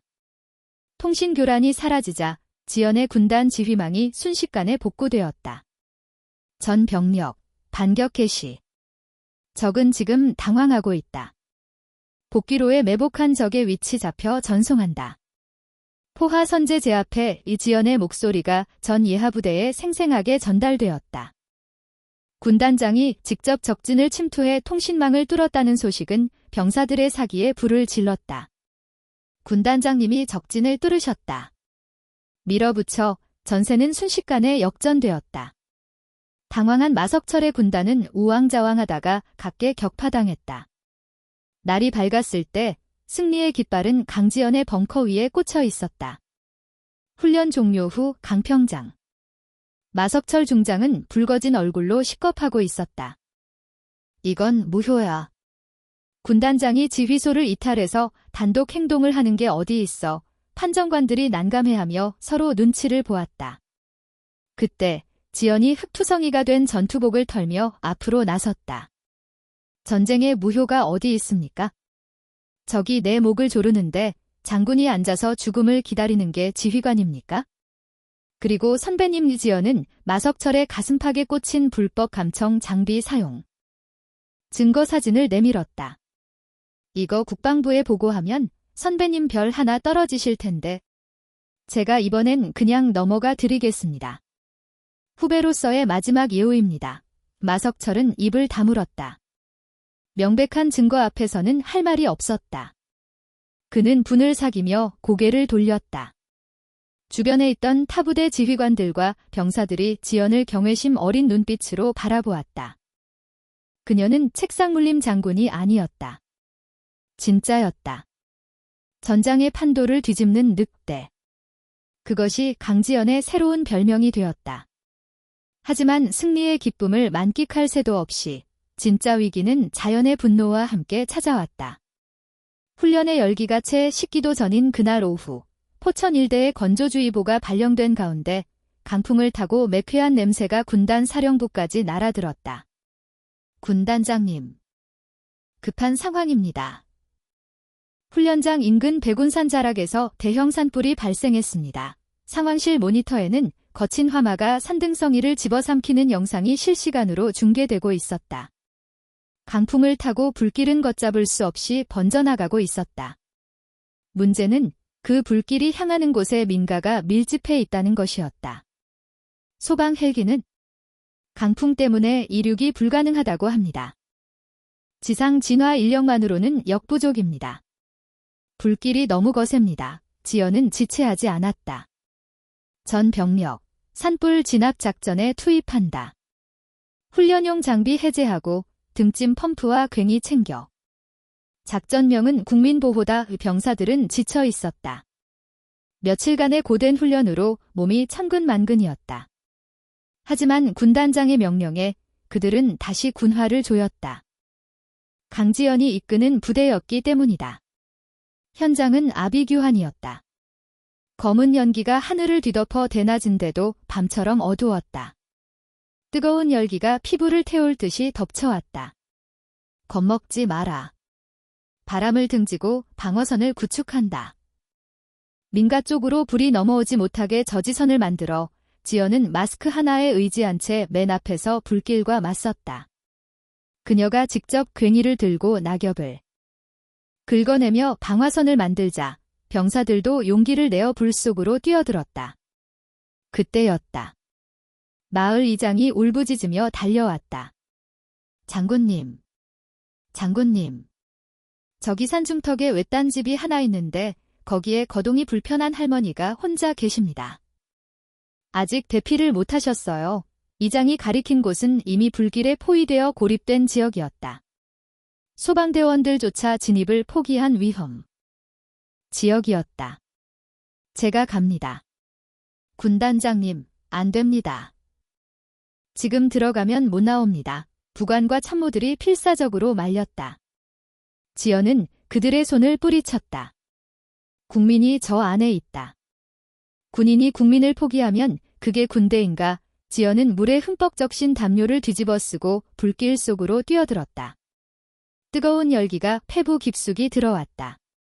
시야는 연기 때문에 한치 앞도 보이지 않았다. 그녀는 707 시절 익힌 감각으로 방향을 잡았다. 타닥타닥 타오르는 나무들의 비명소리 사이로 희미한 기침소리가 들렸다. 외딴 집은 이미 반쯤 무너져 내리고 있었다. 마당에는 불붙은 장독대들이 깨져 나그러져 있었다. 할머니, 계십니까? 지연이 문을 박차고 들어갔다. 방 안 구석, 연기에 질식해 쓰러져 있는 노인의 모습이 보였다. 지연은 즉시 자신의 마스크를 벗어 노인에게 씌웠다. 할머니, 정신 차리세요. 제가 왔습니다. 노인은 힘겹게 눈을 떴다. 흙투성이에 그을음이 묻은 낯선 군인의 얼굴. 아이고, 군인 양반. 나 같은 늙은이가 뭐라고? 말씀 마십시오. 꼭 살려드리겠습니다. 지연은 노인을 업었다. 40kg도 나가지 않을 만큼 야윈 몸이었다. 하지만 돌아가는 길은 지옥이었다. 들어올 때보다 불길이 더 거세져 있었다. 설상가상으로 집의 대들보가 무너지며 출구를 막아버렸다. 쾅! 불붙은 나무 기둥이 지연의 앞을 가로막았다. 뒤로 돌아갈 길도 없었다. 갇혔다. 지연은 이를 악물었다. 여기서 포기할 수는 없었다. 그녀는 업고 있던 노인을 잠시 안전한 구석에 내려놓고 무너진 기둥을 노려보았다. 맨손으로 치우기에는 너무 뜨겁고 무거웠다. 그녀는 주변을 살폈다. 무너진 벽돌더미 사이에 쇠 파이프 하나가 보였다. 지렛대 원리. 그녀는 파이프를 기둥 밑에 끼워 넣었다. 와. 지연이 단전에서부터 기압을 끌어올렸다. 근육이 비명을 지르고 손바닥살이 타 들어가는 고통이 느껴졌다. 하지만 그녀는 멈추지 않았다. 자신의 등 뒤에 떨고 있는 국민이 있었다. 끼기. 꿈쩍도 하지 않을 것 같던 거대한 기둥이 조금씩 들리기 시작했다.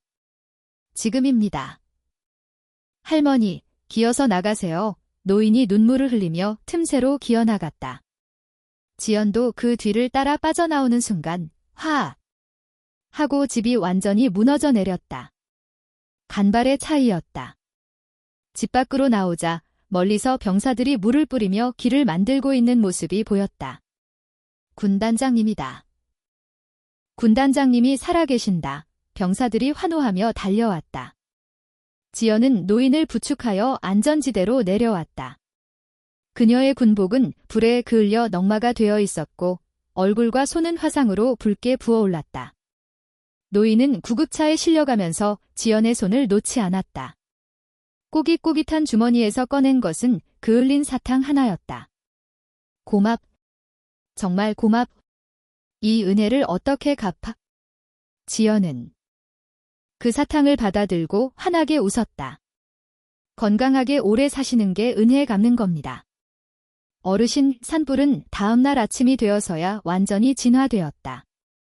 부대는 검댕이 투성이가 되었지만 그들의 눈은 어느 때보다 빛나고 있었다. 마을 주민들이 부대 앞으로 몰려왔다. 트럭 가득 실은 옥수수, 감자, 시원한 식혜를 싣고서였다. 군인 아저씨들, 아니 군인 아들들아. 고맙다. 너희가 우리 마을 살렸다. 할머니들은 병사들의 손을 잡고 울었고 병사들은 쑥스러운 듯 머리를 극적였다. 지연은 그 모습을 멀리서 지켜보며 컵에 든 식혜를 마셨다. 달콤하고 시원했다. 들어갔던 속이 뻥 뚫리는 기분이었다. 그때 부관이 다가왔다. 군단장님, 치료 받으셔야 합니다. 손에 화상이 심합니다. 괜찮아. 훈장이라고 생각하지 뭐. 지연은 대수롭지 않게 넘겼다. 하지만 부관의 표정은 어두웠다. 그리고 사령부에서 손님이 오셨습니다. 손님. 육군 본부에서 또 감찰이라도 나왔나? 아닙니다. 민간인입니다. 그런데 분위기가 심상치 않습니다. 지연은 의무실 텐트로 향했다. 그곳에는 말끔한 양복을 입은 중년 신사가 기다리고 있었다. 그는 지연을 보자 정중하게 고개를 숙였지만 그 눈빛은 뱀처럼 차가웠다. 강지연 중장님, 처음 뵙겠습니다. 로펌 태산의 변호사 오태진입니다. 로펌 태산. 최고의 권력을 가진 법무법인. 그들이 왜 최전방 군부대에 나타났을까? 무슨 일이죠? 변호사는 서류 봉투 하나를 내밀었다. 최영수 전 연대장과 김 사장의 변호를 맡게 되었습니다. 그리고 이 서류는 강지연 중장님에 대한 고소장입니다. 고소장. 네, 직권남용, 폭행, 그리고 과거 707 시절 작전 중 발생한 민간인 피해에 대한 손해배상 청구입니다. 지연의 눈동자가 흔들렸다. 707 시절의 작전은 모두 1급 기밀이었다. 그런데 민간인이 그걸 어떻게 알고 소송을 건단 말인가? 기억하시죠? 10년 전 소말리아 해상 작전. 그때 중장님의 오판으로 희생된 인질이 가족들이 저희 의뢰인입니다. 그것은 지연의 가슴 속에 묻어둔 가장 아픈 상처였다. 완벽했던 그녀의 군생활 중 유일한 오점. 아니, 오점이 아니라 피눈물 나는 비극이었다. 그들은 지연을 무너뜨리기 위해 그녀의 가장 아픈 과거를 파헤쳐 무기로 들고 나온 것이다. 비열하군. 내 부하들을 건드리는 걸로 안 되니까 이제는 지난 일까지 들추나. 법은 감정을 따지지 않습니다. 준비 단단히 하셔야 할 겁니다. 이번에는 여론도 지켜주지 못할 테니까요. 변호사가 비릿한 미소를 남기고 텐트를 나갔다. 지연은 떨리는 손으로 서류 봉투를 쥐었다. 불길 속에서도 두렵지 않았던 그녀였지만 과거의 망령이 되살아나자 등골이 서늘해졌다. 하지만 그녀는 혼자가 아니었다. 텐트 밖에서는 병사들의 웃음소리가 들려오고 있었다. 그녀가 지켜낸, 그녀를 지켜줄 사람들. 지연은 봉투를 책상 위에 던졌다. 그래, 어디 한번 해보자고. 과거에 내가 실수했을지 몰라도 지금의 나는 지지 않아. 그녀의 눈에 다시금 투지가 불타올랐다. 이번 싸움은 법정이었다. 그리고 그곳 또한 그녀에게는 또 다른 전장이었다. 군사법원의 공기는 무거웠다. 방청석은 기자들과 호기심에 찬 구경꾼들로 가득 차 있었다. 강지연 중장에 대한 직권남용 및 과거 작전 과실 치사 혐의에 대한 첫 공판이었다. 피고인석에 앉은 지연은 정복을 입고 있었다. 가슴에 달린 수많은 훈장과 약장들이 법원 조명 아래 번쩍였다. 하지만 사람들의 시선은 그녀의 화려한 경력이 아닌 검사 측 증인석에 앉아있는 로펌 태산의 오태진 변호사에게 쏠려 있었다. 오태진은 여유로웠다. 그는 빔 프로젝터를 켜고 흐릿한 사진 한 장을 띄웠다. 10년 전 소말리아 해상에서 불타오르는 선박의 사진이었다. 재판장님, 10년 전 피고인은 707 팀장으로서 작전을 지휘했습니다. 당시 인질 구출 과정에서 무리한 진입 명령을 내려 인질 1명이 사망했습니다. 피고인은 이를 작전 중 불가피한 희생이라 포장했지만 이는 명백한 지휘 과실이자 미필적 고의에 의한 살인입니다. 방청석이 술렁거렸다.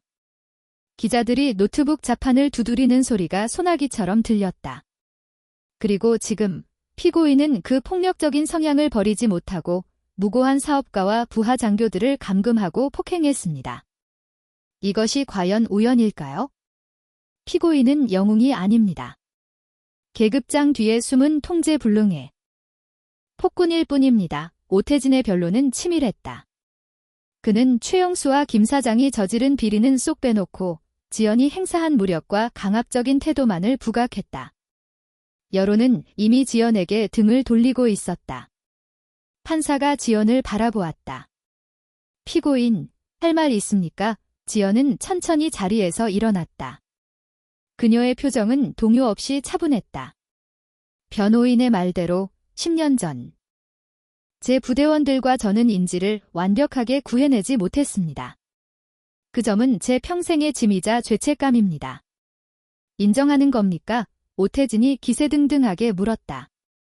하지만 지연의 목소리에 힘이 실렸다. 그 죽음이 나의 무리한 진입 때문이라는 주장은 인정할 수 없습니다. 그리고 유가족들이 저를 고소했다는 사실도 믿을 수 없습니다. 여기 고소장이 있습니다. 유가족의 도장이 찍힌 서류가 안 보입니까? 오태진이 서류를 흔들어 보였다. 그때 지연이 방청석 맨 뒷줄을 가리켰다. 그렇다면 진짜 유가족에게 직접 물어보시죠. 모든 시선이 뒤쪽으로 향했다. 그곳에는 휠체어를 탄 백발의 노파와 그녀를 부축하고 있는 중년 여성이 앉아 있었다. 10년 전 사망한 인질이 어머니와 누나였다. 오태진의 얼굴이 굳어졌다. 그는 분명 유가족을 만나지 못하게 손을 써뒀었다. 돈으로 회유하고 지연이 그들을 만나지 못하게 차단했었다. 그런데 그들이 어떻게 여기에 있단 말인가? 지연은 지난밤 옛 707 동료들을 동원해 유가족을 찾아갔었다. 그리고 무릎을 꿇고 사죄하며 당시의 진실을 전했었다. 판사가 증인석으로 유가족을 불렀다. 노파는 떨리는 손으로 마이크를 잡았다. 그녀의 눈은 오태진 변호사를 향해 분노로 타오르고 있었다. 판사 양반. 저 변호사라는 작자가 우리한테 와서 그랬소? 강지연이 내 아들을 죽인 살인자라고 고소장에 도장만 찍어주면 억울함을 풀어주고 보상금도 받게 해주겠다고 말이여. 우리는 그런 줄만 알았소. 그런데 노파는 품에서 낡은 편지 한 통을 꺼냈다. 피와 그을음으로 얼룩진 편지였다. 어제 강 장군이 이걸 가져왔소. 내 아들이 죽기 직전에 쓴 유서라고 하더이다. 그리고 이걸 보여주었소. 두 노파가 손가락으로 지연을 가리켰다. 지연은 말없이 자신의 정복상의 단추를 풀었다. 그리고 셔츠깃을 젖혀 왼쪽 쇄골 아래를 드러냈다. 그곳에는 끔찍할 정도로 깊게 패인 흉터가 있었다. 총상이었다. 법정 안에 정적이 흘렀다. 내 아들을 향해 날아오던 총알을 강 장군이 몸을 날려 대신 맞았다고 하더이다. 그 덕분에 내 아들은 유서라도 남길 시간을 벌었고 강 장군은 그 부상 때문에 쓰러져서 아들을 끝까지 지키지 못했다고. 10년을 죄인처럼 살아왔다고. 노파의 목소리가 울먹임으로 변했다. 내 아들 목숨값으로 장사하려는 놈들은 저놈들이야. 강 장군은 우리 은인이라고. 노파가 지팡이를 들어 오태진을 향해 휘둘렀다. 법정은 아수라장이 되었다. 오태진은 당황하여 서류를 챙겨 도망치려 했다. 멈춰. 지연이 법정 가림막을 뛰어넘어 오태진의 앞을 가로막았다. 법원 경위들이 놀라 달려왔지만 그녀의 기세에 눌려 멈칫했다. 법을 이용해서 진실을 덮고 유가족의 아픔을 이용해 돈벌이를 해. 너희가 군인보다 더 썩었구나. 이거나. 난 변호사야.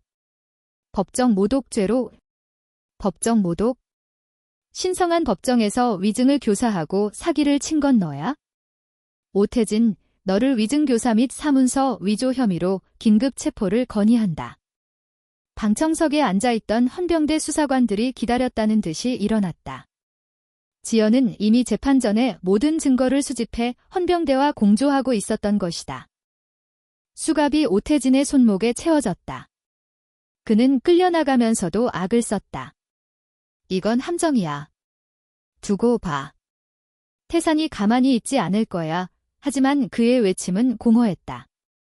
진실 앞에 거짓은 힘을 잃었다. 재판장은 잠시 휴정을 선언했다가 곧바로 판결을 내렸다.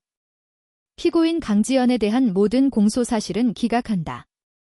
또한 무고한 소송을 제기한 변호인 측과 그 배후에 대한 엄중한 수사를 촉구한다. 땅, 땅, 땅 의사봉 소리가 울려 퍼졌다. 방청석에서 박수가 터져나왔다. 지연은 유가족에게 다가가 다시 한번 깊게 고개를 숙였다. 죄송합니다. 10년이 걸렸습니다. 준호파는 거친 손으로 지연의 흉터 위를 옷 위로 쓰다듬었다. 아니요. 사라져서 고맙소. 내 아들도 저 하늘에서 고마워할 거요. 이제 그 짐 내려놓으시오. 법원을 나서는 지연의 발걸음은 그 어느 때보다 가벼웠다. 10년 묵은 체증이 내려가는 듯 했다. 법원 앞에는 수많은 기자가 기다리고 있었다. 강 장군님, 한 말씀 부탁드립니다. 이번 사건의 배후가 누구라고 생각하십니까? 지연은 마이크들 앞에 섰다. 그리고 카메라를 응시하며 또렷하게 말했다. 배후가 누구든 상관없습니다.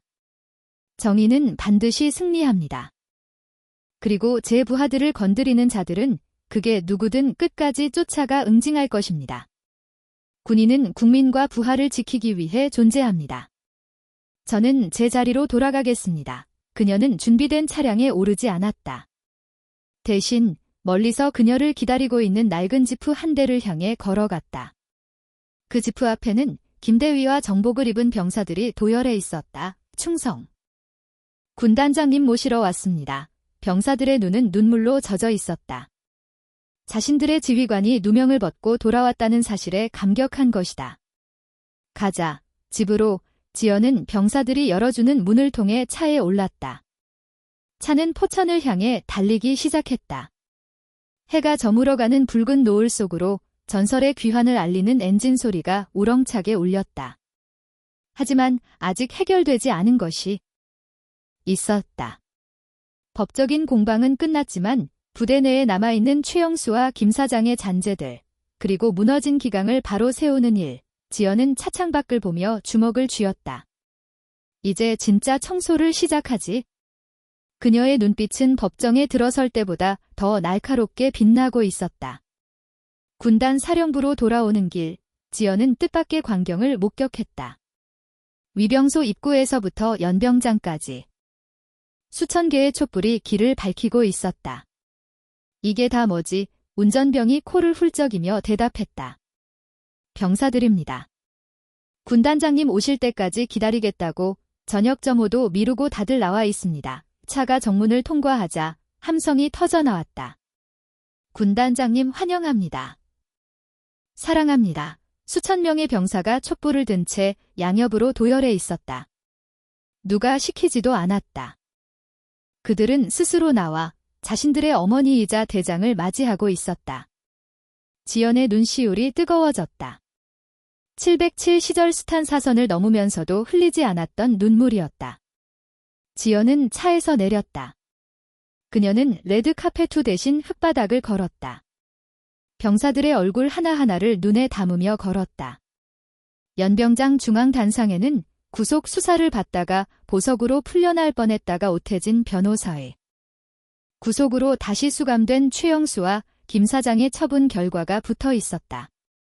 징계위원회 결과 육군 대령 최영수 파면 징역 15년, 확정 민간인 김씨 징역 10년 및 전 재산 몰수 정의는 구현되었다. 악인들은 몰락했고 선량한 병사들은 승리했다.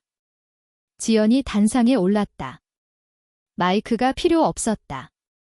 고요한 밤, 병사들의 숨소리조차 들릴 듯한 정적 속에서 그녀가 입을 열었다. 나는 오늘 법정에서 무죄를 받았다. 하지만 내가 정말 무죄인지는 너희에게 묻고 싶다. 그녀는 잠시 말을 멈췄다. 너희를 배고프게 했고, 춥게 했고, 아프게 했다. 지휘관으로서 부하를 지키지 못한 죄. 그 죄는 씻을 수 없다. 그래서 나는 오늘부로 내 자신에게 벌을 내리겠다. 병사들이 술렁거렸다. 설마 저벌을 하시는 건가?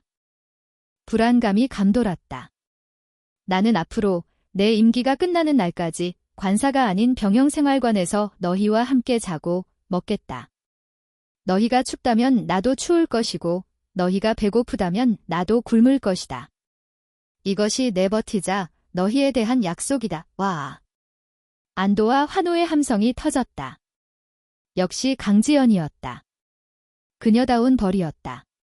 그때 군중 속에서 누군가 앞으로 걸어 나왔다. 지난번 산불 화재 때 지연이 구해냈던 그 병장, 그리고 식중독 사건 때 라면을 먹었던 일병이었다. 그들의 손에는 작은 상자가 들려 있었다.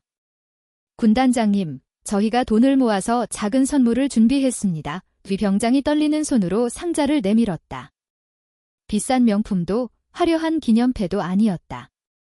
상자 안에는 투박한 수제 전투화 깔창 한 쌍이 들어 있었다. 병사들이 남은 천 조각과 실리콘을 모아 서툴게 만든 것이었다. 행군하실 때 발 아프지 마시라고. 지연은 깔창을 받아들고 한참 동안 말을 잇지 못했다. 어떤 훈장보다 무겁고 값진 선물이었다. 그녀는 깔창을 가슴에 품었다. 고맙다.